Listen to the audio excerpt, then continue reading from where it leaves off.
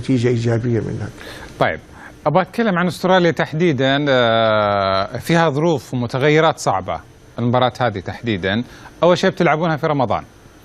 ثاني شيء الاتحاد الاسترالي حدد المباراة نهارا، يعني معناته اللاعب السعودي بيلعب صايم ولا بيفطرون، أو إنه حتى ساعتهم البيولوجية بتصير ملخبطة شوي والغذائية. إضافة إلى ذلك بيكون الدوري السعودي متوقف من فترة أكثر من شهر. أيضا من ضمن المتغيرات اللي موجودة فيها أنه ما حيكون عندكم مساحة لإجازة أعتقد بين الموسم للاعبين، حيكون الدوليين عندهم إجازة بسيطة. خلينا ناخذها واحدة واحدة. حكيتوا أنتم تناقشتوا في موضوع رمضان في سؤال واحد. لا أنا قلت المتغيرات الآن، لسه ما سألت. أسئلة في سؤال واحد. أنا قلت المتغيرات ما قلت الأسئلة لسه، بس خلينا نبدأ معك واحدة واحدة.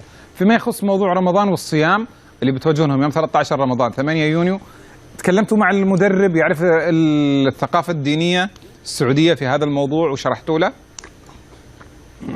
أكيد يعرف هذا الكلام، وهناك فريق عندنا أخصائي تغذية وصار في بيننا وبينه نقاش، وحيقبل لنا تقرير كامل خلال الأسبوع القادم إيش النظام الغذائي اللي حيكون خلال فترة رمضان في استراليا. فنحن طبعا كلام كان عادي شفهي خلال المعسكر، ولكن طلبنا أنا شخصيا طالب تقرير عن التغذية، ايش حالة اللاعبين وكيف حيكون تغذيتهم خلال فترة رمضان.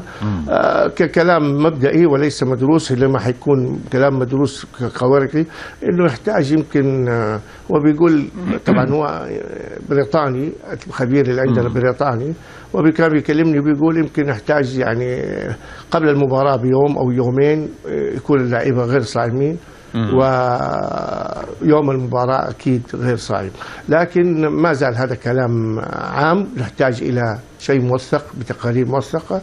نعم. وسوف يكون مناقشة مع الجهاز الفني الأخصائي، وحنضع برنامج تغذية بخصوص كيف حنكون في فترة رمضان تغذية اللاعبين. طيب. عشان نبقاهم أقوياء في أداء المباراة.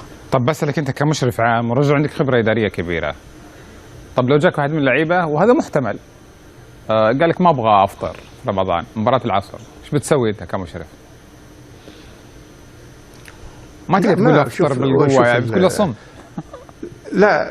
لا شوف، هذه ما شوف الشعائر الدينيه الواحد ما يقدر يتكلم فيها. وفي كثير لعيبه في السابق، بس ايام ما كانت هو وليس كانوا محترفين كانوا يلعبوا هم صايمين، ونحن ايام لعبنا احنا كنا نتمرن في رمضان ايام في العصر ما كانت في اضواء كاشفه، فكنا نلعب نتمرن ونحن صايمين.